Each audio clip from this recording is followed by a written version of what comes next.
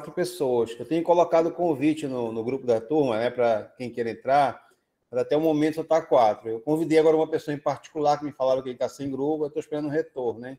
É o Orivaldo, não sei se ele vai querer entrar no nosso grupo. Aí, não sei se pode continuar assim, nós temos 4 só, o grupo 4. A gente vai preencher. O Aloysio tinha me falado aqui, agora há pouco, que ele já conseguiu fazer um ajuste. Talvez tenha sido esse. Só não lembro em qual e-mail que você mandou, Aloysio. Se foi no Dell, não apareceu aqui. Mas eu acho que a gente já conseguiu fechar. É porque no meu grupo continua 4. Pode ser encaminhar de novo para o senhor. Eu tenho o link lá, que eu estou colocando de vez em quando no grupo da turma, né? Mas por enquanto continua 4 no meu grupo. A gente tem um grupo do nosso WhatsApp, né, que eu criei, e eu estou colocando o link semanalmente, né? Tô colocando, hoje coloquei de novo. Ah, legal. Então, beleza. Aí a gente faz esse ajuste, né? Mas está tranquilo, né? Se já tem a maior parte do pessoal do grupo, não tem problema. Aí a gente coloca. Alguém falou aqui, deixa eu ver.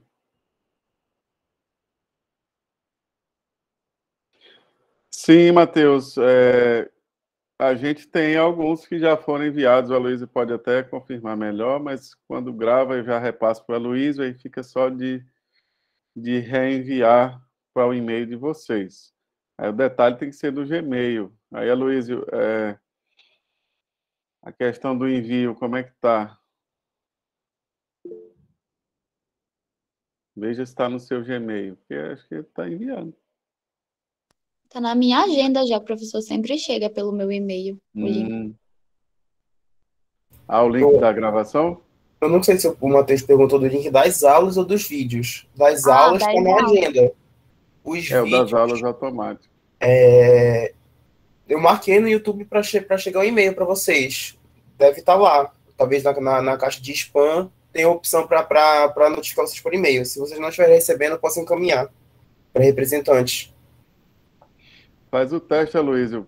Coloca o meu, por exemplo, o seu, para a gente ver se aparece, porque deve estar no spam do pessoal, que é aquela forma de compartilhamento lá. O seu privado. Já está? O meu já está? Já. O do Natan também. Eu acho que ninguém está recebendo notificação. Eu vou fazer um documento com os links passados. Se você pegar o link e mandar para a gente, quer ver? Faça o teste aí. Você consegue puxar um link aí jogar no chat, por favor. Vou pegar agora. Porque se ele não está chegando, mas ele está compartilhado, se vocês abrirem com a conta do Gmail, ele vai abrir o vídeo, entendeu? Aí a gente faz esse teste agora. Bom, deixa eu ajeitar aqui.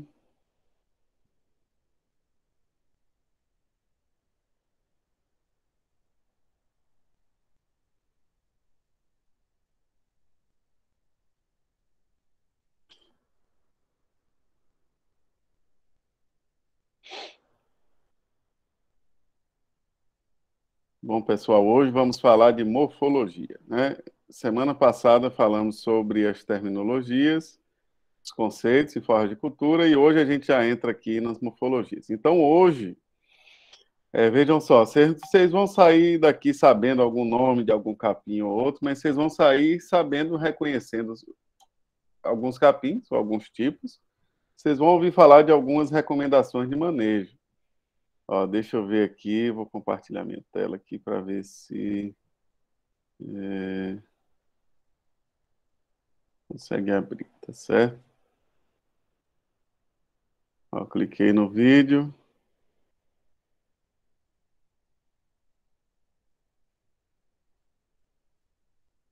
Vida indisponível. Eu vou clicar na conta aqui, ó, alternar conta. Eu vou entrar com a conta Forra de Cultura UFRA, que é a nossa conta. Aí ela está compartilhada, aí ela abre, entendeu? Vocês clicarem. Se alguém não colocou, coloque aí, por favor. Pois é. Se vocês clicarem e abrir com a conta do Google de vocês, aí vai abrir, certo? Então, Depois, Aloysio, então, acho que vai ser preciso a gente botar os links, tipo aquele lá no arquivo de Word e o tópico da aula. Ou se não, é melhor colocar no arquivo de Word ou colocar no SIGA ou mandar no Zap para os representantes. Vocês estão vendo minha tela aí, né? Tá. Aproveitar aqui, ó, ontem eu perambulando pela internet, eu vi umas coisas legais, eu sempre gosto de ver coisas legais no momento de lazer. Aqui, uma meta-análise sobre respostas, né, de azospirilo brasiliense no milho no Brasil. Então, um trabalho muito interessante do pessoal da Embrapa Soja, né, da Mariângela Hungria, que mostra a fixação de nitrogênio, aumento em produtividade, em diversos experimentos realizados no Brasil com a inoculação de milho por azospirilo brasiliense, que é uma bactéria promotora de crescimento que aumenta aí a fixação de nitrogênio. Então, esse trabalho aqui é bem legal. Posso enviar para vocês, né? Eu vou mandar no grupo lá dos representantes, tá certo? Bom, é isso. Vamos à nossa aula de hoje. Bom, pessoal, morfologia, né? Geralmente um tema aí não muito preferido pela maioria, né? Ninguém gosta de morfologia, anatomia vegetal, mas morfologia e fisiologia são a base de tudo. Como falei, né? Fisiologia, a gente não vai entrar aqui no detalhe, por vocês já terem visto, né? A gente tem uma apostila que a gente coloca, temos vários pontos, mas a morfologia é importante resgatar, né? E a morfologia estuda a forma, né? Seja da planta, do animal, de qualquer coisa. Então, a morfologia é a base para a identificação das plantas, tá certo? E elas refletem, né, os componentes de produção da planta. Então, a dinâmica do crescimento dos componentes morfológicos, pessoal, é o que dá a produção, é o que dá a produtividade. Então, seja de biomassa, seja de grãos, seja de parte aérea, seja de raízes, tudo aí depende dos componentes morfológicos. Então, a gente precisa saber e conhecer, né? A morfologia, ela serve de base para a identificação das plantas, né? Folhas, flores e sementes. E aí ela é baseada na terminologia padronizada. Então, a gente já falou um pouco sobre terminologias, mas aqui no caso de morfologia existem, né, todas as nomenclaturas e tipos de inflorescência, tipo de caule, né? Você fala, poxa, professor Tiago, outro dia eu perguntei aos meninos qual é o tipo de caule de uma palmeira, né? Eu andando no campo, e eu formei há 15 anos. Que caule é esse, pessoal? Aí o povo olha, não sei, professor. Fala, vocês têm Alzheimer. Vocês, daqui um semestre, vão esquecer tudo. Ok, algumas coisas não vão esquecer. Mas eu lembro que o caule de uma palmeira é estípio e crescimento secundário. Como é que eu lembro disso, cara? Eu estudei isso há 15 anos atrás. Então, assim, é interessante vocês entenderem e aprenderem a morfologia, porque ela vai estar em tudo que vocês fizerem, trabalharem, né, em termos de plantas. E a identificação é feita, né, com base na morfologia também. Atualmente, as plantas vêm sendo reclassificadas com base em ferramentas genéticas, né? E aí isso causa até muita briga, muita confusão, e a gente vai ver que alguns nomes, né, algumas espécies foram reclassificadas, tá? Só para mostrar a vocês aqui, pessoal, a importância da morfologia das plantas forrageiras, que ela é associada à fisiologia, a gente chama de morfofisiologia, e que nesse gráfico aqui a gente tem a morfogênese, né, que é a dinâmica de crescimento dos componentes, né, dos componentes morfológicos, dos órgãos da planta forrageira, que são o que... aí sim, Leão. Estou vendo aqui o chat, eu consigo agora ver a apresentação e o chat, né? Então, isso é uma dica que eu consigo fazer a apresentação em tela cheia para vocês e eu vejo o chat, vocês estão mandando aí, caso alguém pergunte. Pois é. Bom, pessoal, esse gráfico é só para mostrar o seguinte, na pós-graduação a gente estuda muito isso profundamente, mas aquilo que a gente chama de biomassa de produção, né, vem das características morfogênicas e estruturais, tá certo? E tudo isso aí é influenciado pelo manejo e influenciado pelas características ambientais. E todas essas características aí influenciam a estrutura do pasto, influenciam as características do pasto, que influenciam o comportamento do animal em pastejo. A gente vai estudar isso lá na frente. Então, vejam que as nossas aulas, elas têm uma interligação grande. E aí, como se fosse no curso, né, fazendo analogia, as aulas de base, elas terão a direta aplicação lá na frente. Quando a gente falar de desempenho animal e consumo, eu vou voltar na morfologia. Então, é importante a gente falar disso. E tudo isso, né, todos esses componentes da planta compõem o índice de área foliar, que é influenciado pelo manejo. Então, como falamos, as plantas, as gramíneas, elas têm uma coisa chamada plasticidade fenotípica. Elas conseguem modificar essas características aqui para manter um índice de área foliar, né? O que é índice de área foliar? É a relação entre área de folha e área de solo, né? Um índice aí adimensional. E tudo isso sofre influência das características edafoclimáticas e do manejo. Então, é muito legal, né, conhecer a morfologia, estudar a morfologia das plantas, porque é ela que explica a produção, a produtividade. Então, o propósito não é só biológico de classificação, mas é de auxiliar nas decisões de manejo da forrageira. Opa, então a gente já traz aplicabilidades. É importante eu conhecer a morfologia do pasto, saber o que é cada coisa, saber o que significa cada coisa e para que serve cada coisa do ponto de vista da produção animal, que é o que eu falei no vídeo lá, né? Então, o que eu falei no vídeo ali é mais ou menos o que a gente vai falar hoje. E aí, pessoal, as plantas, né? Vocês estudaram isso no ensino médio, elas têm a classificação entre criptógamas e fanerógamas, que agrupa as plantas com e sem sementes, né? Sendo que todas as fanerógamas são vasculares e temos aquelas sem fruto e aquelas com fruto, né? Que são as gimnospermas e as angiospermas. As nossas gramíneas estão aqui dentro dos grupos das angiospermas, tá certo? Só que o fruto delas tem uma característica específica, que o fruto é a própria semente, né? O fruto do tipo cariópsis. É o que a gente vai falar lá no final da aula. As raízes, vocês já sabem, o tipo de raiz, né, da monocotiledônia e dicotiledônia, que são aqui os grupos dentro das angiospermas, tá certo? Então, as monocotiledôneas, que é onde nós temos as gramíneas, né, e as plantas de crescimento aí primário, elas têm as raízes do tipo fasciculada, ou raízes do tipo cabeleira, e as raízes pivotantes, né, estão nas dicotiledôneas. Então, as leguminosas que a gente trabalha, né, forrageiras, principalmente, elas têm sistema radicular pivotante. Qual a implicância disso, pessoal? Prática. Pergunto a vocês. O que importa ou para que eu preciso saber isso? Tá, pivotante, fasciculado, cabeleira. E aí?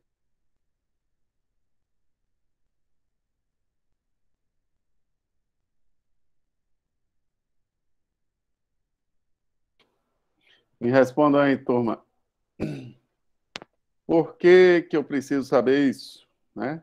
Saber o tipo fasciculado, né, e tal, identificação, mas isso aqui traz implicações práticas. Adequar o manejo do solo, sim, mais profundidade de amostragem. Se eu vou amostrar uma pastagem, um sistema radicular fasciculado é diferente do sistema radicular pivotante.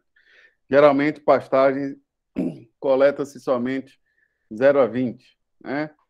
E aí, um sistema pivotante, eu tenho que coletar maiores profundidades. Isso é obrigatório, professor? Não, mas é o comum, é o usual, tá certo?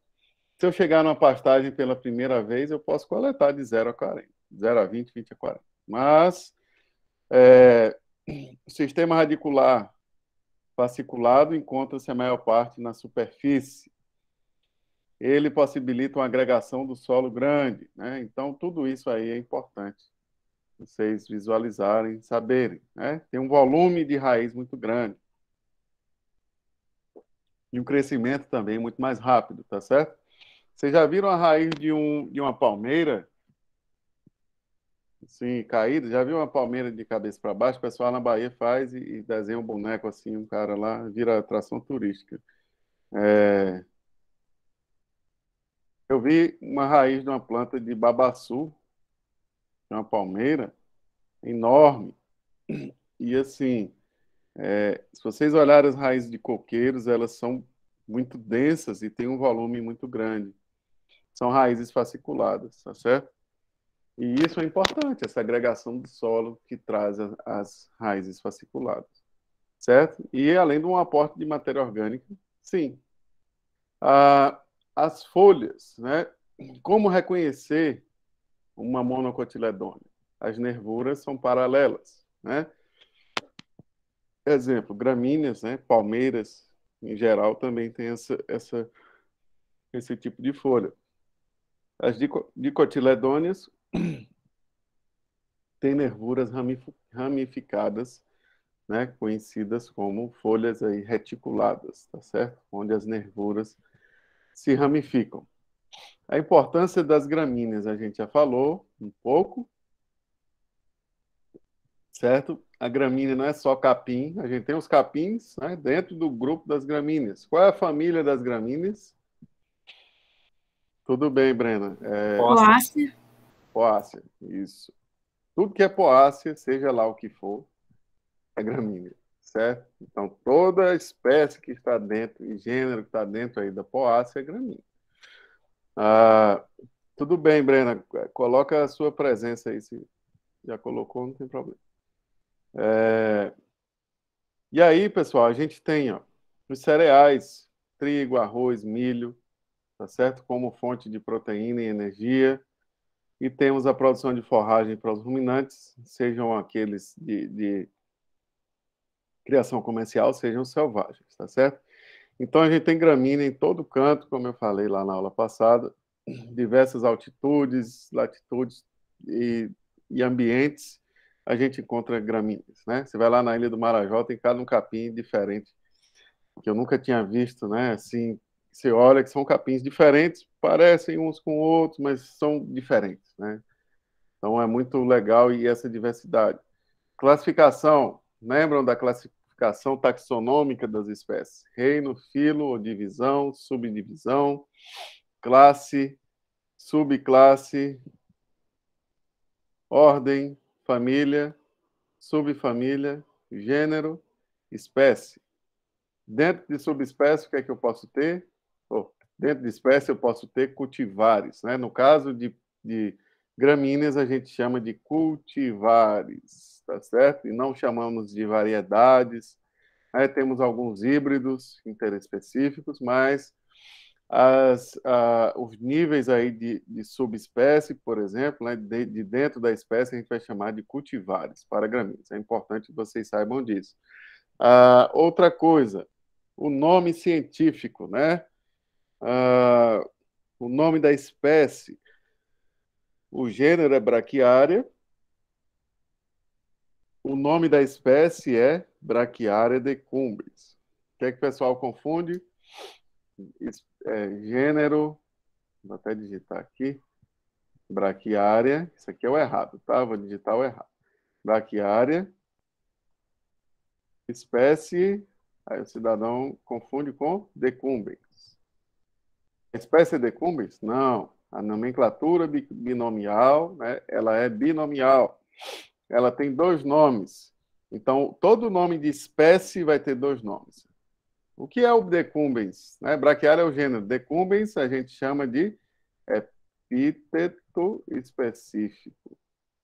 Professor, da onde você lembra isso? Das aulas de botânica, que eu fiz botânica assim como vocês. Uma vez o professor botou para copiar 50 nomes científicos que a gente não sabia os nomes científicos na ponta da língua.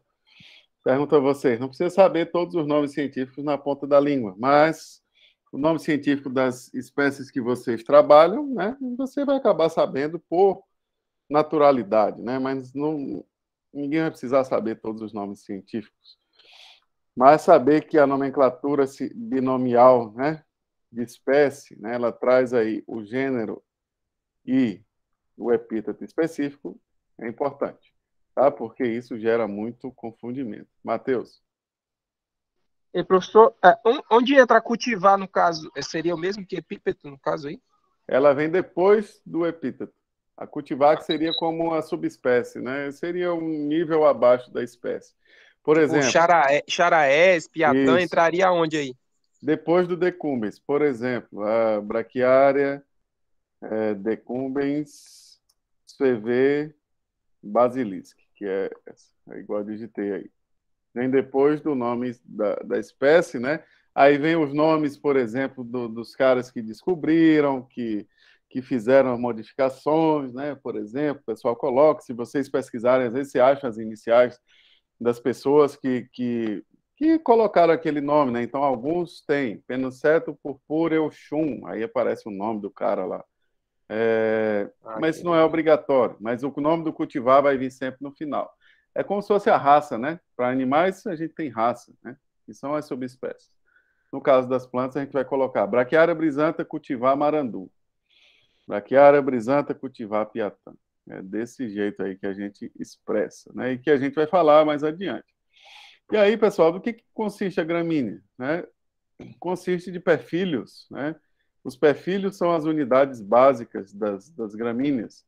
E elas têm as raízes articulada com o colmo, né? A lâmina foliar sustentada por bainha, que se envolve no colmo, circundando aí, essas bainhas circundando o colmo, né? E a inflorescência com várias flores. Então, basicamente é isso que a gente tem nas gramíneas, mas temos algumas peculiaridades e algumas importâncias, né? Quando a gente fala da raiz, quais são as funções das raízes na planta? Vou colocar a primeira aqui. Sustentação, né? Segundo, o que mais? Absorção de nutrientes, reserva de nutrientes. Então, as três falas aí, a minha, da Jaiane e da Elane, sustentação, tá certo? Absorção de água e nutrientes, através dos gradientes, né, de pressão, osmótica e tudo mais, e as outras formas. Reserva de nutrientes. É a boca da planta, né? É uma das bocas da planta, né? Ela abre lá em cima o estômago e é onde puxa aí os nutrientes, a água, os minerais. Então, as raízes têm uma importância muito grande nisso. E trago para vocês aqui uma coisa importante, é a questão da reserva. Então, todos os fotoassimilados, né, ou parte dos fotoassimilados, né, que não vão ser usados nas atividades metabólicas, eles vão ser armazenados nas raízes. Opa, então a planta usa as raízes como a poupança dela, um órgão de reserva. E aí tem uma coisa interessante, pessoal, que é o seguinte: se eu adubar demais uma gramínea, vocês acham que ela vai desenvolver o sistema radicular ou ela vai economizar ali no sistema radicular? Ou ela não vai desenvolver o sistema radicular? Se eu der muito adubo a ela. Isso é uma reflexão. Até tem textos sobre isso, tem umas lives interessantes. A planta fica preguiçosa, pessoal, é igual a gente. Se der dinheiro demais, ninguém liga para economizar, tá certo? Ela não economiza se eu der adubo demais. Ela vai gastar o adubo inteiro e ela não vai juntar reserva. Por quê? Porque ela tem adubo prontamente disponível. Isso vale também para algumas plantas, né? Isso depende da tolerância de cada planta, da exigência, mas o que é que a gente quer dizer, pessoal? Se eu adubar demais uma planta, eu posso torná-la preguiçosa por não estimular ela a armazenar, né, os carboidratos de reserva nas raízes e em outros órgãos de reserva. Então, isso é uma reflexão.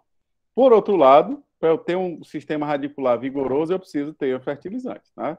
Então, via de regra, quanto mais bem nutrida a planta, maior será o seu desenvolvimento radicular. Se não houver impedimentos químicos e físicos, ela terá mais reserva. Ok, e qual a importância de ter reserva na planta?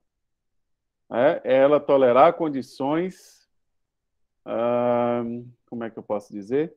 Qualquer limitação nos fatores de crescimento. Quais são os fatores de crescimento? Nutriente, tá certo? Água, luz, temperatura. Então, as plantas guardam reserva para as épocas desfavoráveis. E aí, se eu for olhar o sistema radicular da planta, né, quando a gente pega, aqui nem tanto, né, aqui em Belém, que aqui chove muito, né, mas agora mesmo já, apesar de estar chovendo, mas a gente tem um déficit aí da precipitação. Se eu pegar o sistema radicular da planta, pessoal, e analisar ele, ó, isso é uma questão de prova boa. Se eu analisar ele nas estações do ano, ao longo dos meses do ano, né, em quais meses vocês acham que a planta vai ter mais reserva no sistema radicular? No período chuvoso ou no período seco, por exemplo? Pensando na planta, né? Se vocês fossem uma planta. Chuvoso, armazenaria no período que tinha mais. Olha, depende, Matheus. A planta acumula, ela começa a acumular no período que ela tem menos, ou no final no período chuvoso, que ela está em franco crescimento, ela não está ligando para isso. E aí os trabalhos mostram isso. Quando chega no inverno, é que a planta começa a acumular açúcar, né? No final da chuva para o inverno. Então, nas condições mais desfavoráveis, observa-se aumento dos carboidratos de reserva nas raízes, por exemplo.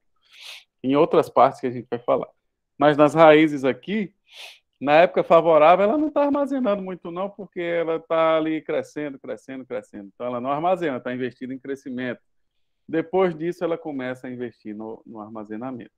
Então, é interessante, né, ter essa visão aí, porque isso vale para muitas gramíneas, né? Uma boa nutrição tem um bom crescimento. Elas são adventícias, né? E essas aqui, 1% seminais, elas são as raízes embrionárias, né? As primeiras raízes que são emitidas lá na germinação da semente. Temos raízes de sustentação na planta do milho, por exemplo, aqui essas raízes escora, né? Além das raízes de absorção. E aí temos o colmo, pessoal. O colmo eu falei no vídeo lá. O colmo é uma estrutura aparentemente sem graça, né? Mas que tem muita importância. Quais as funções do colmo? Vou colocar a primeira aqui, que é a mesma que eu coloquei para raízes. Sustentação. Já colocado. Estou devagar. Sustentação. Reserva, de novo. Ó, todo mundo já coloca a mesma palavra. Sustentação, reserva e o que mais? Terceira. Reprodução não deixa de ser, né? Porque será emitida a inflorescência, né? Ela vem do colmo, as partes reprodutivas, tá certo? Da diferenciação do colmo. O próprio crescimento da planta, translocação de nutrientes, exatamente. Então, se eu tirar o colmo da planta, como é que vai haver, né? A translocação das folhas para as raízes, né?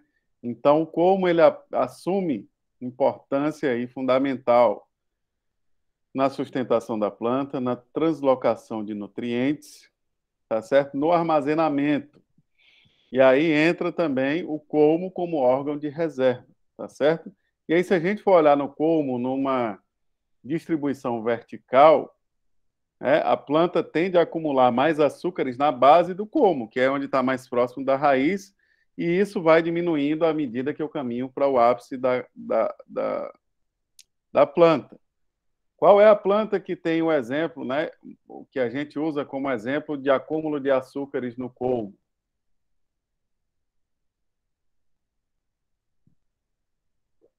Cana-de-açúcar. Muito bem. A cana, pessoal, né, ela segue o mesmo padrão da raiz. E o acúmulo de açúcares no colmo, tá certo? Ele também segue o padrão da época. E aí, quando vocês olham na indústria, né, e nas análises de cana-de-açúcar, quando é que a cana tem mais açúcar? Na época seca ou é na época chuvosa? Na seca. Na seca. Na Na época seca. chuvosa, ela fica isoporizada, né? Isso. Porque ela não junta açúcar. Porque está tendo chuva o tempo todo. E aí, se for olhar, né, a gente faz uma reflexão, o professor Felipe, que foi professor daqui, ele fez um trabalho monitorando o BRICS da cana-de-açúcar em Castanhal, e ele via que a cana aqui ela não junta tanto açúcar quanto lá em Minas, por exemplo, ou em Goiás, porque lá é seco, né? Ou até se fosse em Paragominas.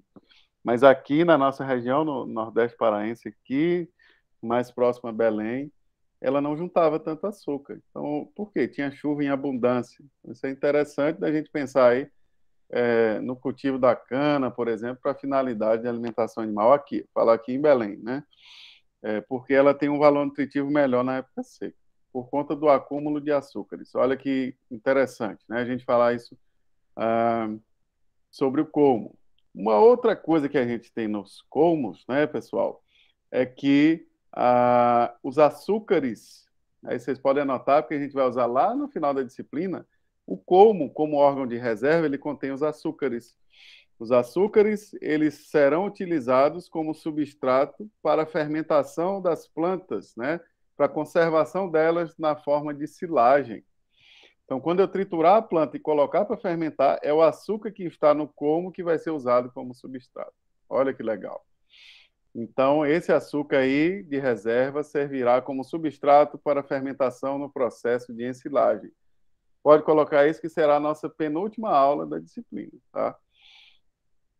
Outra coisa, o que é que a gente está vendo aí na imagem, né? Nós e entre nós, tá certo? Outro dia eu vi uma lição lá, até já entra na filosofia, né? Vamos deixar na ciência. O que é que eu tenho nos nós aqui, pessoal? O que é isso aqui que está aqui onde está o mouse aqui? Lá é seco? Dom Eliseu é seco, Brena? Eu achei, professor, lá bem assim, um clima muito diferente. Eu achei que eu tinha chegado até no Nordeste. Pois então, viu? Essas regiões que têm o déficit hídrico acentuado, a cana acumula mais açúcar. Então, e ela fica, né, boa no período seco. Então, ela sempre foi um recurso importante nas fazendas de leite de Minas Gerais. Você vai lá, sempre tem uma capineira de capim e um canavial para cortar e passar. Aqui no Pará, teve uma época que a Abaetetuba produzia muita cachaça, né? Plantava-se cana lá, mas não, depois de um tempo parou, hein? Foram fechando as destilarias. Eu acho que em função disso também, da cana não se dá tão bem, né? Pode ser, viu? Era famosa, a cachaça era gostosa, eu até cheguei a provar, era mais novo, mas foram fechando em 2011, 2010, eu acho, eu vi a última fábrica que foi fechada lá. Logo que eu saí de lá fechada, né? Ela estava praticamente fechada, hein? Só fizeram entregar lá a área para alguém. Interessante, Paulo, porque para produzir isso tem que ter um acúmulo de açúcar, né, para ter fermentação e tudo mais. Talvez essa produção aí não fosse tão satisfatória, né? Mas ela supriu uma necessidade, porque uma época não tinha tanta marca de cachaça no mercado como tem hoje em dia. Eram poucas, né? Não era tanta fartura. Então se produzia aqui e a qualidade era boa, então tinha mercado. Mas quando entrou a 51, não sei mais o que, um monte de marca nova, aí foram fechando lá porque não tinha como concorrer. Acho que era muito caro produzir essa cachaça de lá de Abaetetuba. Sim, é difícil concorrer com as marcas também de Minas, da Paraíba. Tem muita marca, muita coisa. Legal. Bom, gente, voltando, né, ao como a gente tem as gemas aqui. As gemas, né, o que é que elas servem? Elas dão origem a novas folhas, a novos perfilhos e a novas plantas. Então, o como, né, uma outra função aí, além de sustentação, reserva, translocação de nutrientes e de emitir, né, participar da reprodução, eu tenho a propagação vegetativa, tá certo? E aqui eu faço uma outra reflexão, né, que é o seguinte: pensando não do ponto de vista do animal, mas no ponto de vista da planta, né, qual seria o melhor colmo para eu propagar? O colmo de uma planta jovem, né, uma planta que se propaga por mudas. O colmo de uma planta jovem ou o colmo de uma planta mais madura, né, com mais tempo de crescimento e desenvolvimento? Pensando aí no que a gente falou, nas reservas, em tudo, qual seria aí o melhor de se propagar? Um colmo de uma planta jovem, de uma gramínea jovem, né, de um capim, ou um colmo mais maduro? O que é que vocês acham? Mais maduro, tem mais reserva, né? Exatamente. Então, a gente faz isso. Se a gente tiver a oportunidade, eu vou fazer com vocês, mas vocês mesmos podem fazer. Eu pegava um capim, um como da capineira. Quem estiver aí andando nas fazendas aí pode fazer isso. Pegava um como da capineira. Você vê um capiaçu de 5 metros de altura, pegue ele, corte na base dele. Isso o pessoal mordia. Tem foto minha mordendo nas aulas práticas. Aí era a maior graça. E o pessoal não acreditava. Gente, mordam aí com muita boa vontade, né? Vocês vão sentir um gosto adocicado na base do como. E esse capim mais velho, ele cresceu mais, ele fez mais fotossíntese, ele acumulou mais reserva do que um capim mais novo. Então, para fins de propagação, né, para fins de propagação, não para fins de alimentação animal, tá certo? Como fazem por aí, a gente prefere o capim mais velho, tá certo? Mas veja um capim grande, você vê um capim grande, um capim elefante, que é o capiaçu, ele fica com, sei lá, o povo deixa com 4 metros de altura. Aquilo para os animais não é nada bom, aquilo é bom para a muda, para a propagação vegetativa. E ele tem mais açúcar no como, e as gemas estão mais maduras também, né? Do ponto de vista aí fisiológico. Então, essa muda, ela vai propagar melhor, vai ser mais resistente. Então, isso é importante, saber que para a propagação vegetativa, prefere-se comos aí mais velhos, né? A partir de 100 dias de crescimento, 100 dias de desenvolvimento da planta, tá certo? Isso é importante. Você não sabe ainda diferenciar os capins. Já já você vai saber. Hoje, depois daqui, você já vai olhar os capins diferentes. Bom, no como, né? Como eu disse, a gente pode ter aqui nas brotações, nas gemas, a gente pode ter os perfilhos, né? Que são chamados, conhecidos como afilhos ou inovações. Mas são os perfilhos, né? Que são as unidades básicas das gramíneas. O perfilho ele pode sair da base, que é chamado de perfilho basal, ou ele pode sair de uma gema, que é chamado de perfilho aéreo, tá certo? E aí no perfilho eu tenho, ele pode ter raiz, né, se for basal, e aí ele vai ter o como, vai ter a lâmina, tá certo? Vai ser a folha e pode ter inflorescência ou não, certo? E aí, pessoal, no como, por isso que eu falo que vocês já vão sair daqui reconhecendo alguns capins ou identificando algumas estruturas, pelo tipo de como, ou pelo hábito de crescimento, que às vezes é sinônimo, né? O pessoal usa como sinônimo, a gente já reconhece os capins e a gente já fala condições aí de manejo, tá certo?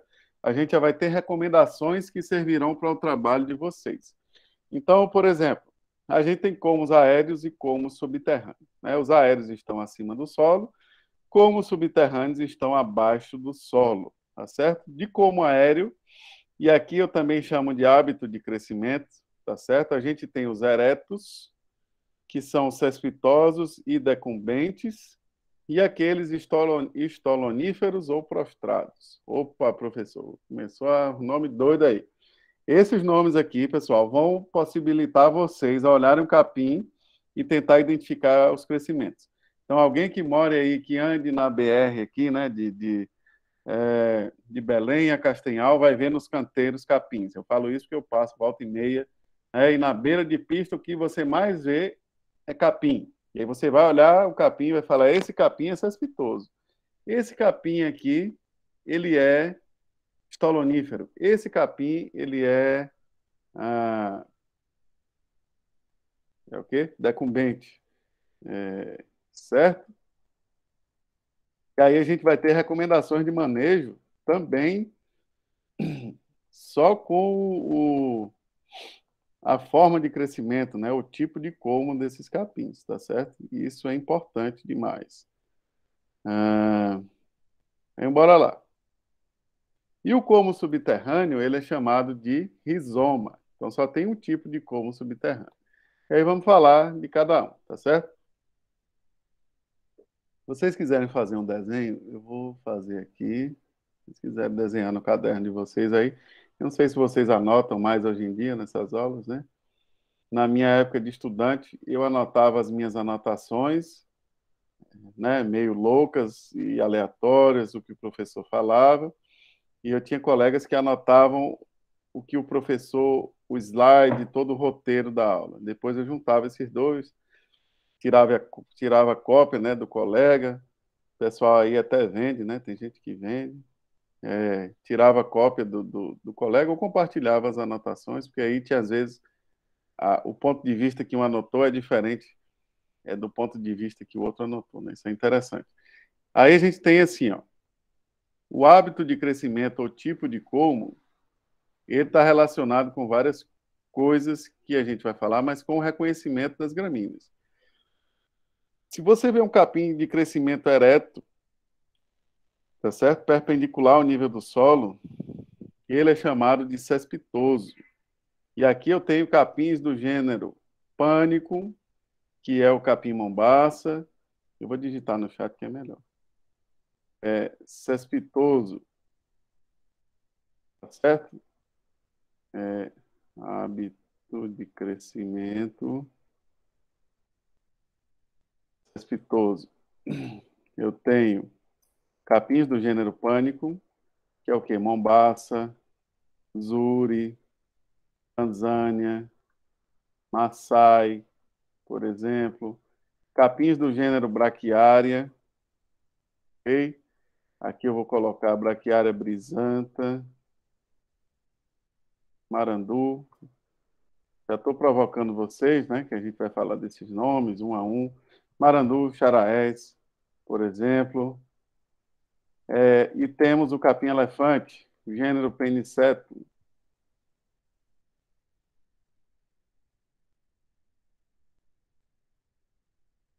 Certo? O gênero do capim-elefante, que é aquele grandão que vocês vão passar na beira da estrada e ver umas capineiras aí de BRS Capiaçu, capim-elefante. Aí tem o napier, tem o roxo, todos os do capim-elefante são classificados como cespitosos. Então, são capins de porte, né? Geralmente maior, geralmente, porque tem capim de porte baixo também, mas que ele cresce perpendicularmente ao solo. Eles formam touceiras. O pessoal no campo chama de toiceiras, que o termo correto é touceiras, ok? Esse tipo de crescimento cespitoso, ele é muito vigoroso, né, e muito mais rápido, geralmente, do que os outros em condições ideais. E vejam que aqui, né, nessa imagem, eu tenho as touceiras que crescem de formas isoladas umas das outras, tá certo? A gente vai fazer reflexões sobre isso. Temos um outro tipo de crescimento ereto, né, que forma touceiras, mas que não é perpendicular ao solo. Ele é chamado de decumbente, então é como se fosse mais aberto, assim, ó. Só que aí, pessoal, ele não fica bonitinho assim, ele fica um emaranhado de perfilhos, tá certo? Que se cruzam e saem de uma mesma touceira. Então, esse é o tipo de crescimento decumbente. Quais os capins de crescimento decumbente, principalmente? Hábito de crescimento decumbente. Aí a gente fala, para não zerar a prova, braquiária decumbens, por exemplo. E outras braquiárias, tá certo? Como a rosiziensis. E aí o que é importante? Vocês verem, né, qual que é o hábito de crescimento daquela cultivar. E se vocês entrarem no site da Embrapa, no Pasto Certo, vocês vão ver certinho. Aí deixa eu abrir aqui um pasto, por exemplo, de capim mombaça, né? Só para vocês terem ideia do que a gente está falando, certo? Ah, professor, eu não consigo ver a touceira porque ele está fechado. Você vai chegar perto e vai observar. Por exemplo, né? Vou mostrar aqui umas imagens só para vocês terem ciência. Cadê aqui? Aqui, ó. Estão vendo a minha tela aí? Aqui é um capim de crescimento cespitoso. Ah, professor, é tudo igual. Não, se você chegar aqui e abrir, né, vocês vão ver uma touceira. Aqui é porque ele está bem fechado, está bem formado, tá certo? E aí você não vê as touceiras. Agora, se eu botar no capim curumi, por exemplo, aqui é um capim de crescimento cespitoso também. Aqui você vê as torceiras bem definidas, tá certo? Então, isso é um crescimento cespitoso. Parece os pés de abacaxi nesse caso aí, mas não é, né? É um capim. Então, esse é o tipo de crescimento cespitoso. Então, quando você olhar hoje, que sair na rua, né? Agora já vai estar de noite. Quando amanhã você sair na rua e olhar um crescimento cespitoso na beira da estrada, você vai lembrar do professor Tiago da disciplina de forragicultura. Vai achar que está ficando doido, mas na verdade não. Você já estará começando a reconhecer os capins, tá certo? Quando vocês olharem um capim braquiária decumbens, por exemplo, mais decumbente, né? Você vai ver isso aqui, ó. Um emaranhado de perfilhos, tá certo? E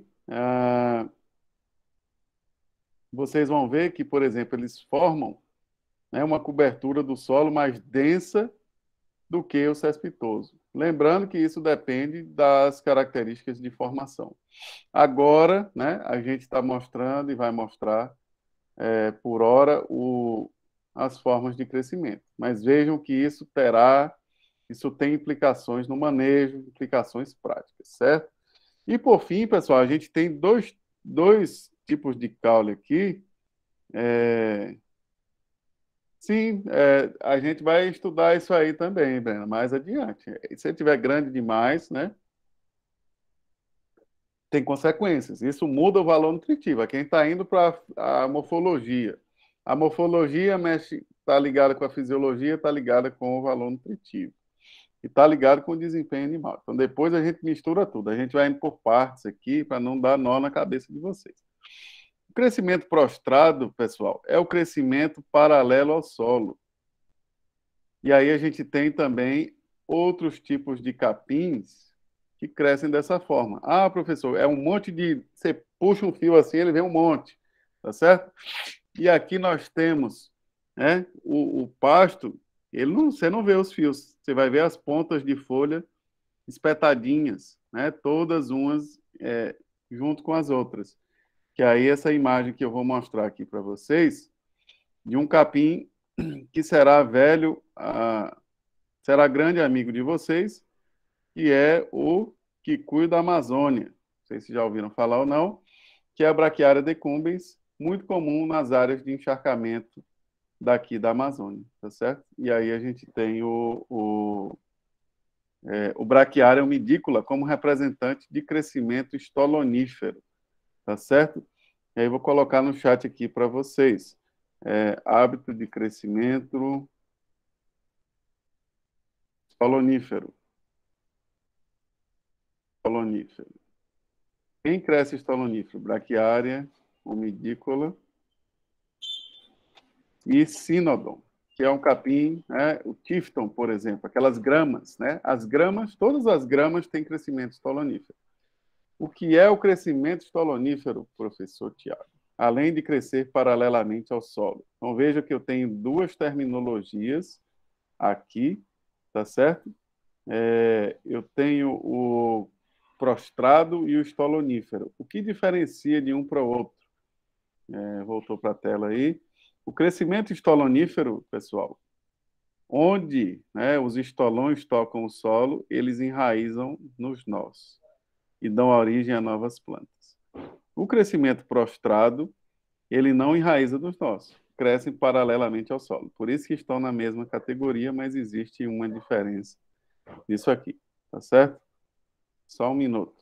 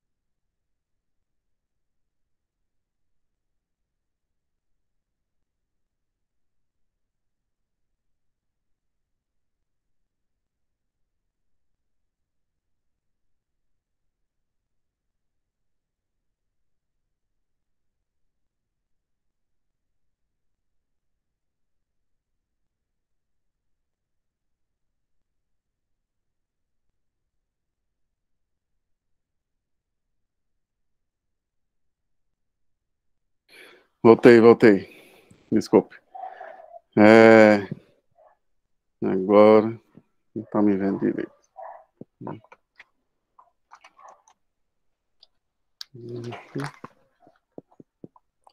Bom, turma, isso aqui é importante, tá? Qual a diferença do prostrado para o estolonífero, certo? O estolonífero, ele enraiza nos nós e o prostrado não. Ambos crescem paralelamente ao solo. E aqui, né, a gente tem o quicuio da Amazônia, o sínodon e as gramas.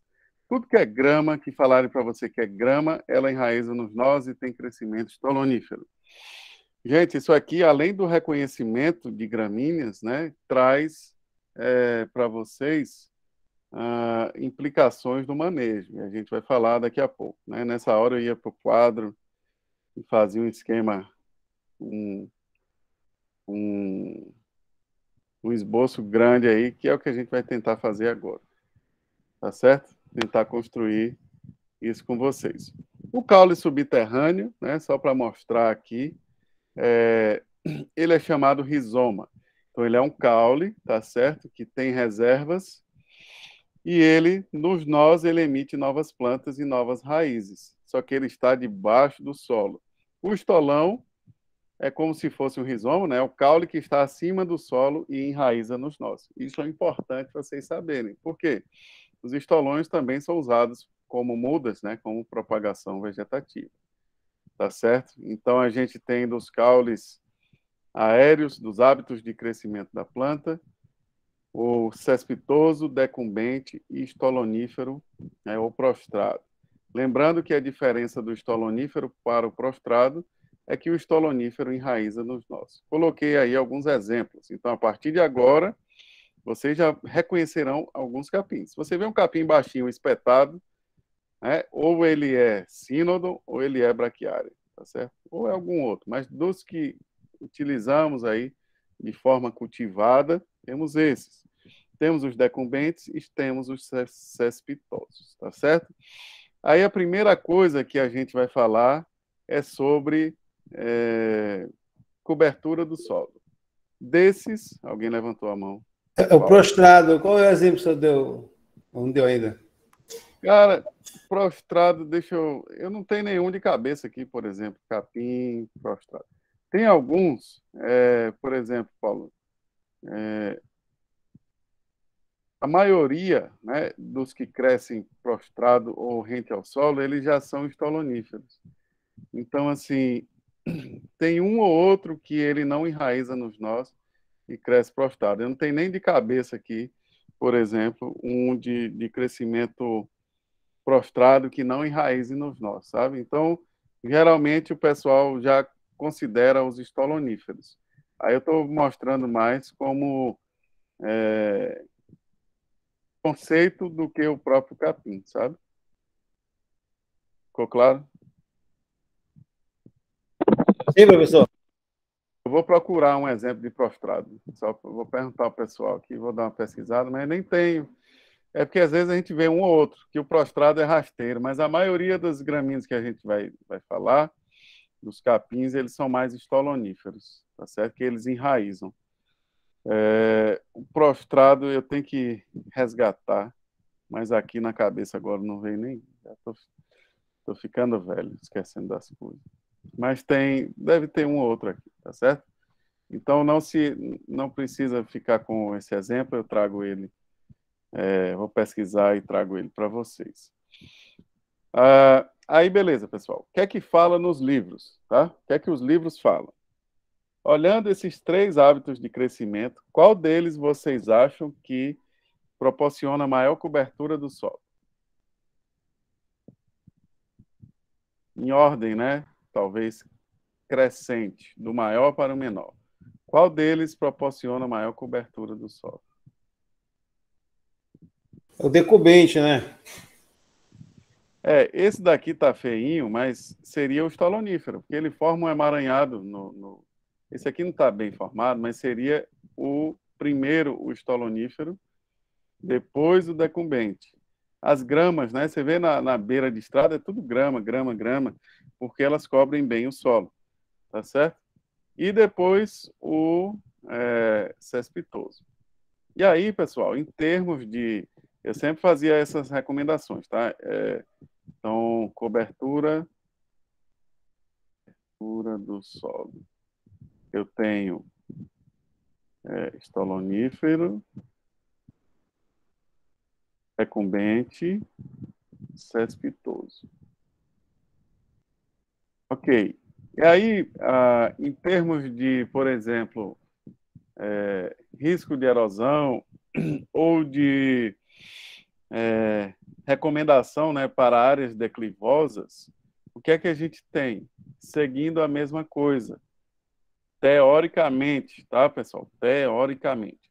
Eu tenho estolonífero, decumbente e cespitoso. Por quê? Um capim cespitoso, ele deixa um espaço, pode deixar um espaço entre as torceiras.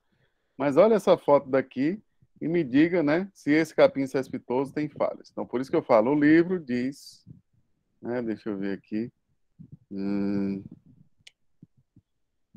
Tá aqui. Deixa eu botar aqui só para mostrar a vocês.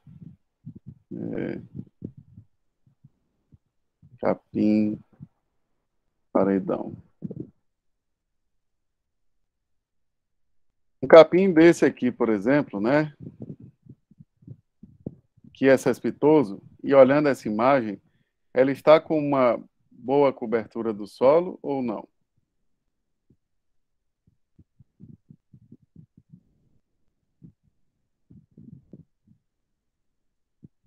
Essa imagem aí, ela está cobrindo bem o solo ou não? Sim. E ele é cespitoso. Então, o que é que você vê no livro? Todo mundo fala. Eu fico refletindo sobre as coisas que a gente ensina, sabe? E uma vez um cara na roça falou, não, professor, o melhor é esse aqui de torceira, porque ele gruda bem no solo. Eu falei, rapaz, aí você vai arrancar uma torceira de capim cespitoso que a enxada quebra. Matheus mesmo já quebrou uma enxada na feiga. Quem nunca? Quem nunca quebrou um enxada? Se você bater uma enxada forte, a raiz é tão... O sistema radicular é tão denso que ele quebra uma enxada. E isso já aconteceu comigo e acontece muito. Tá bom, pessoal? Então, isso é relativo, mas via de regra, tá?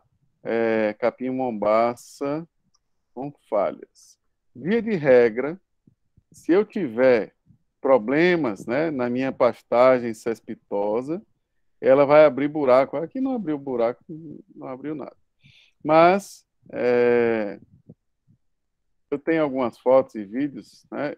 Se eu tiver uma pastagem assim, ó, que eu tenho as torceiras isoladas, tipo isso daqui, aqui está em preto e branco, mas eu começo a abrir espaços no solo e aí a sua cobertura já fica prejudicada, tá bom? E aí você tem erosão. Então, o que é que o pessoal fala nos livros e fala de via de regra? Evite plantar capim cespitoso em área declivosa. Aí, o que é que o professor Tiago fala? Ao plantar capim cespitoso em área declivosa, tenha o triplo de atenção para que não fique falhas. Porque se ficar falhas, tá certo? Você terá problemas de erosão. Então, não é que eu tenho que plantar um estolonífero não é que eu tenho que plantar um estolonífero na área declivosa. Por que eu estou falando isso, pessoal? Vocês terão essa situação no trabalho de vocês. A gente tem lá relevos, suave ondulado, e aí vocês vão ter que ter esse discernimento, tá certo? E pensar aí já na recomendação de sementes e tudo mais. Beleza. O que mais que a gente pode falar aqui sobre essas espécies, sobre esses hábitos de crescimento? Uma característica chamada alongamento do colmo, que é o crescimento vertical da planta, né? Em termos de alongamento do colmo, como eu ordeno os hábitos de crescimento, do maior para o menor? Veja que eu estou falando aqui, ó, de implicações práticas só dos hábitos de crescimento, né? A gente vai falar algumas coisas aqui, recomendação de espécie, manejo, só nesse slide aqui, tá certo? Então, isso aqui é o ponto principal da nossa aula de hoje. É um dos pontos principais da nossa aula de hoje. E agora vocês já reconhecem, já sabem algumas principais gramíneas, né? Qual dessas aí vocês acham que alonga o colmo mais rapidamente? Cespitoso, estolonífero, decumbente? Cespitoso. Cespitoso. Então, pessoal, via de regra, aí isso aqui é muito acentuado.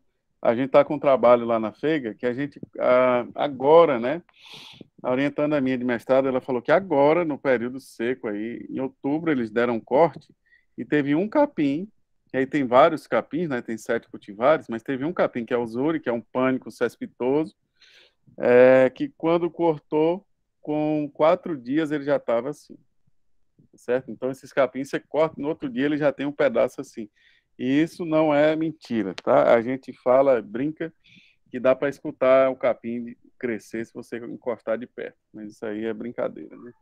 Mas esses capins crescem muito rápido.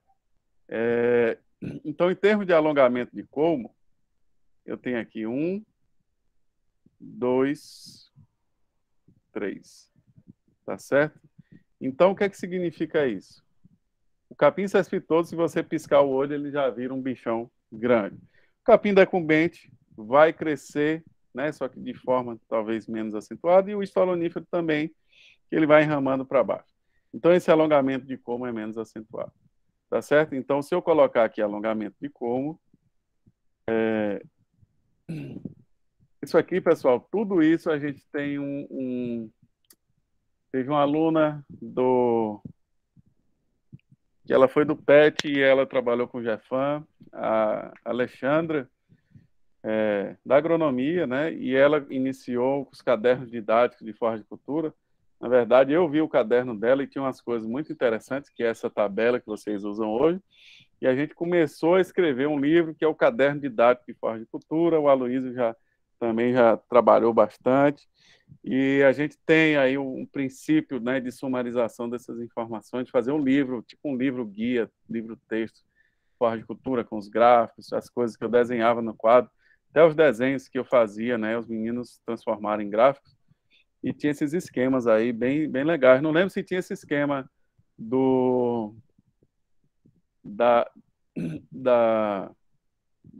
morfologia, Luiz. Eu acho que tinha, que eu fazia um quadro grande, e aí eu estou digitando no chat aqui para facilitar. Mas, alongamento de colmo. Eu tenho cespitoso, decumbente, estolonífero. Aí, pessoal, vem uma coisa importante. Por que eu estou falando do alongamento de colmo? Porque ele me traz uma outra característica, que é o seguinte: velocidade de perda, flexibilidade de manejo. Achei a palavra certa. Flexibilidade do manejo. O que é que significa isso, pessoal? Desses 3 aí, quais vocês acham, né, que são mais flexíveis, ou qual que seria mais fácil de se manejar, pensando aí no controle de altura, de entrada e saída, que é o que a gente falou lá no sistema rotacionado e tudo mais? Ou quais que seriam mais fáceis de manejar, digamos assim?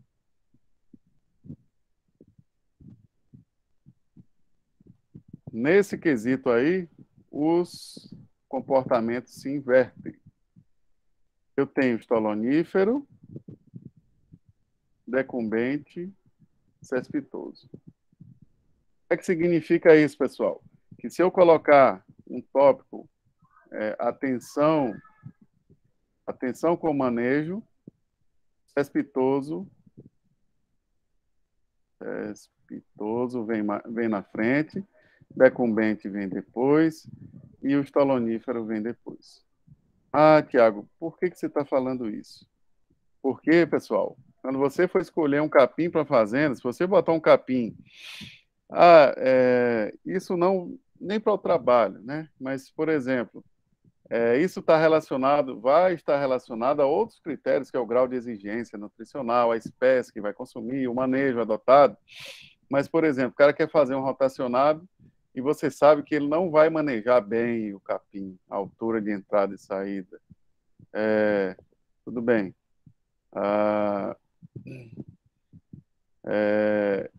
Não vai respeitar a altura de entrada e saída,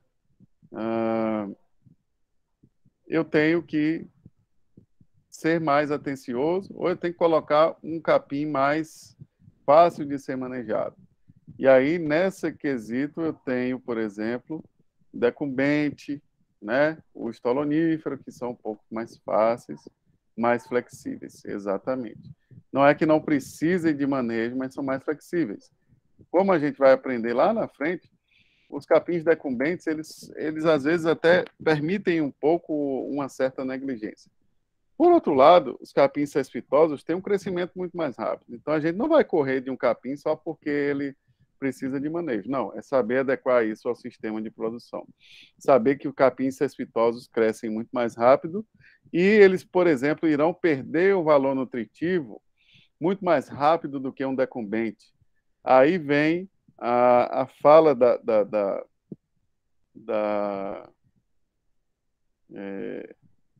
foi que falou, a Brena, né, que vê um capim grande e acha que está errado. Capins cespitosos, eles passam demais do ponto muito rápido, e aí perdem a sua qualidade. A gente vai estudar isso, tá?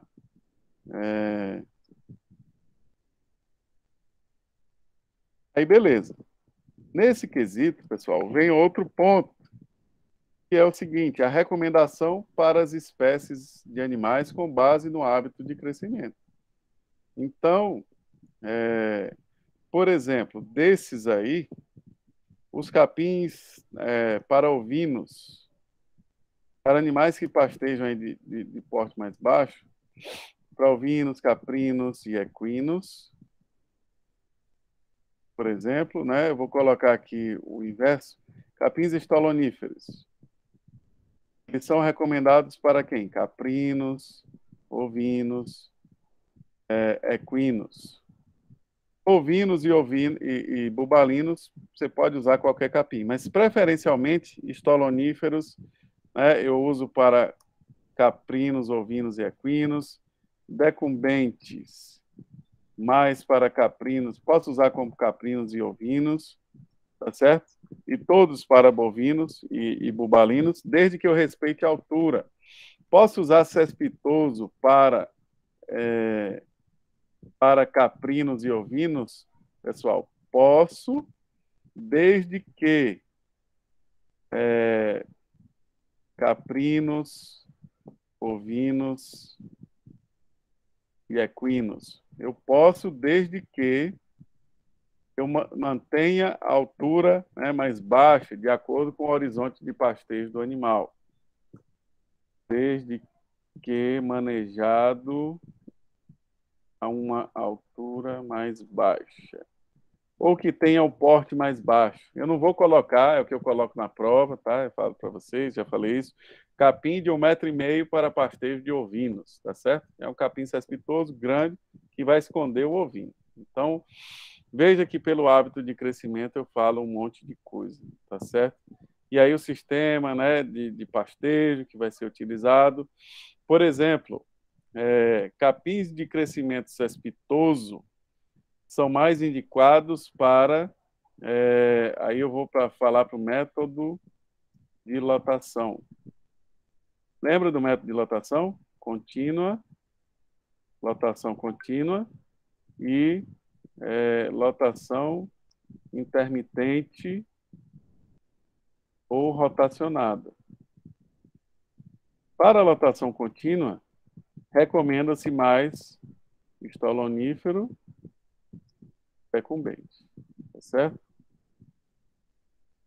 Os cespitosos são mais usados na lotação rotacionada. Professor, não pode usar estolonífero no rotacionado? Pode. Vou colocar aqui. Estolonífero decumbente. Ah, professor, eu não posso usar um cespitoso em lotação contínua, que os animais ficam todo o tempo na área? Pode, só que vai ser mais difícil de manejar, porque o capim, né, na lotação contínua, os animais ficam todo o tempo na mesma área. Eles podem comer numa área e outra não, e o capim fica muito grande. Já que a gente viu que tem um alongamento de colmo muito grande. Tá certo? Então, vejam aí o tanto de recomendações que a gente trouxe. A gente trouxe aqui só com o hábito de crescimento das plantas. Tá certo? E já reconhecimentos das gramíneas, ok? Beleza, para que serve o conhecimento, né? Saber se eu posso baixar mais ou menos o capim, saber a questão da persistência do pasto e saber o manejo, né? Espécie de autoalongamento de colmo, saber que tem o rotacionado, a questão da propagação vegetativa, que é o que a gente falou, tá certo? Então, tudo isso aí é muito importante. Por exemplo, saber que um capim de crescimento estolonífero, né, tem que ser manejado mais baixo, que um capim com rizoma pode ser mais rebaixado porque ele tem os rizomas e confere resistência, ok? Aqui nós temos as folhas das gramíneas, tá certo? E nas folhas a gente tem os apêndices, né? Temos a lâmina, ou limbo foliar, bainha, que é o que envolve aqui o colmo, e temos o colar, a lígula e a aurícula, que são apêndices, né, que são utilizados aí na identificação das plantas. A lígula é espelhinho aqui entre a folha e a bainha, tá certo? Então veja que a bainha envolve o colmo. A folha das gramíneas, ela tem a lâmina, que é essa parte que a gente chama de folha, às vezes, né? Mas ela vem com a bainha e a lígula. Então saibam que a lâmina, tá certo? Ela possibilita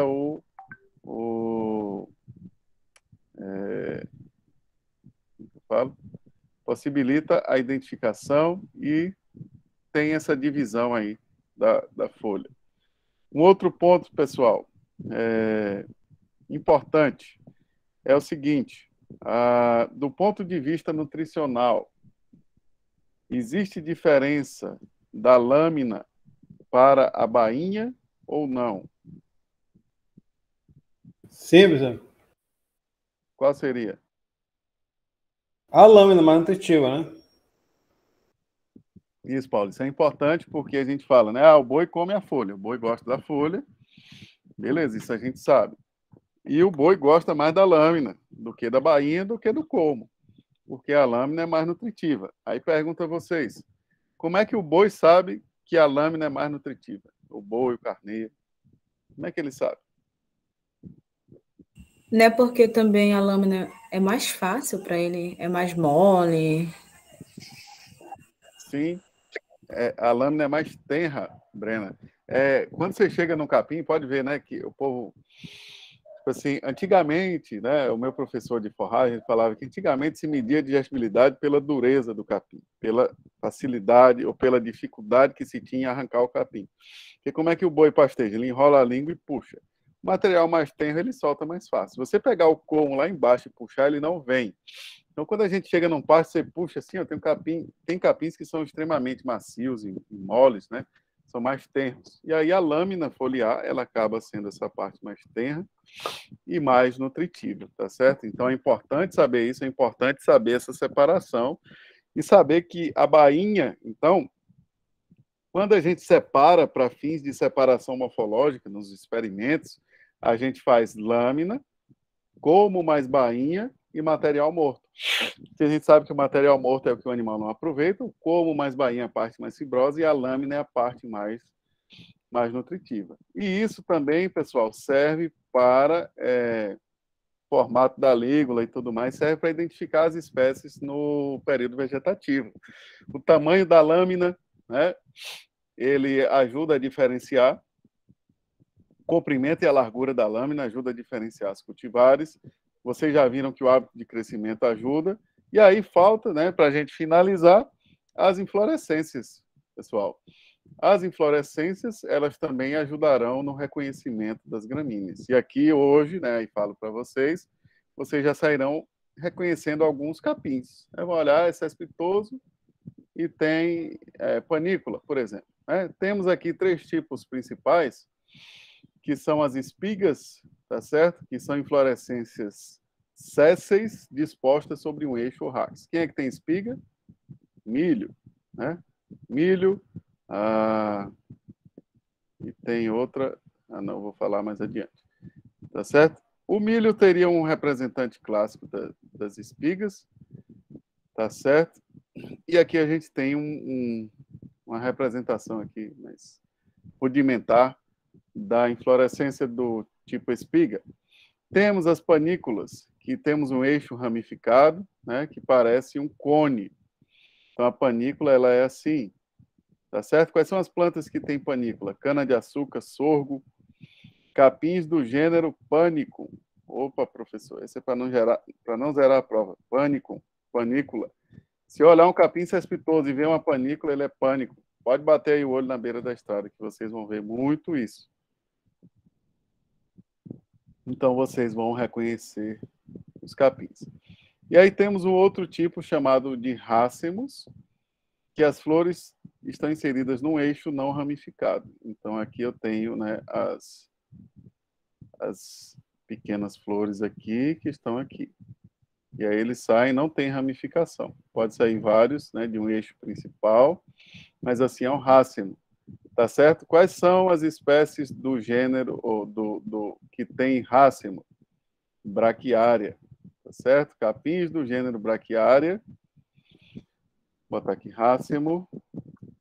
Capins do gênero Braquiária e Sínodon em inflorescência do tipo rácimo. Eu vou explicar mais adiante a diferença dos dois, tá certo?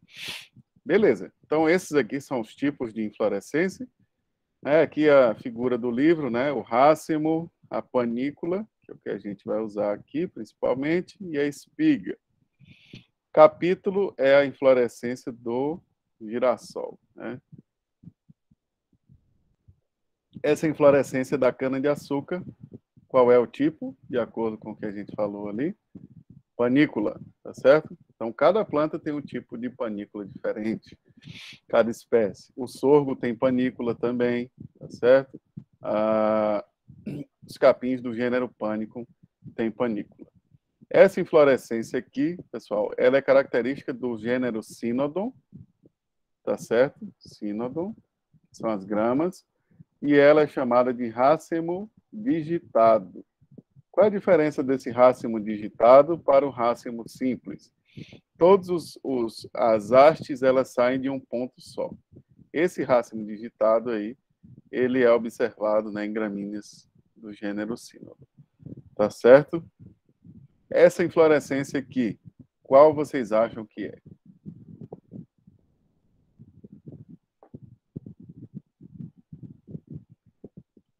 Vou colocar final chamada. Isso, chamada 2.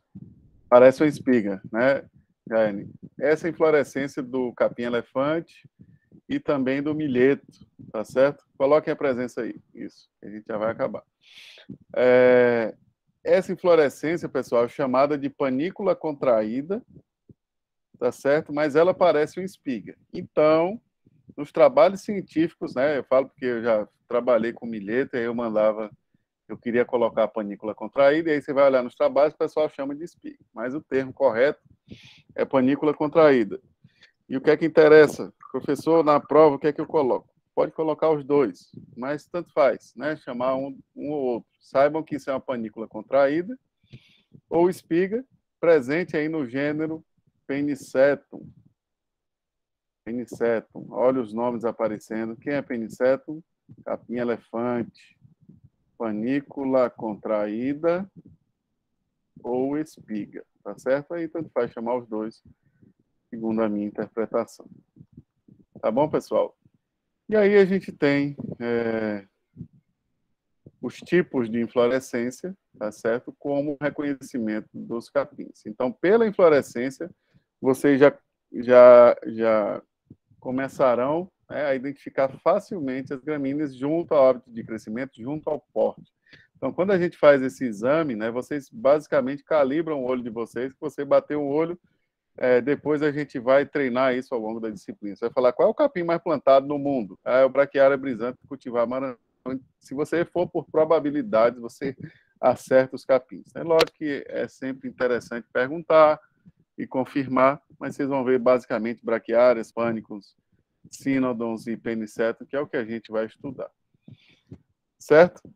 O fruto das sementes, ele é do tipo cariópse, né, que a semente é o próprio fruto, e eles são indescentes, eles não se abrem, tá certo? Não tem nada demais, né? Tem o endosperma e a parte do embrião. A gente vai falar um pouco de sementes na parte de formação, e aqui as sementes, né, tem apêndices que ajudam, facilitam a dispersão e a propagação, certo? E aí um resumo da nossa aula de hoje é o quê? Para quem estudar morfologia, a importância das gramíneas, o tipo de raiz, os tipos de colmo, certo? Lembra que nos tipos de colmo a gente gastou, acho que 40% do tempo, então aquilo é muito importante, vai trazer recomendações para vocês, olhem aquilo com calma, tá certo? E aí os componentes das folhas e os tipos de inflorescência e as aplicações desse conhecimento. Então, a gente falou bastante, né, de aplicações. Então, vejam que as nossas aulas, apesar de... Essa aula aqui seria, talvez, uma das aulas mais maçantes. Eu lembro que, há muito tempo atrás, eu achava ela maçante, e eu até ministrava, talvez, de forma maçante. E aí a gente tenta, né, trazer de uma forma mais palpável, mais aplicada para vocês, para que não fique tão, digamos ali, tão teórico, porque está diretamente ligado com o que a gente vai, com o que vocês vão se deparar no campo. Tá bom, gente? E aí a gente encerra aqui essa aula de hoje com morfologia das gramíneas. A parte de morfologia das leguminosas, né, ela fica nos materiais, no momento assíncrono, sendo que na próxima semana a gente vai abordar um pouco sobre o conceito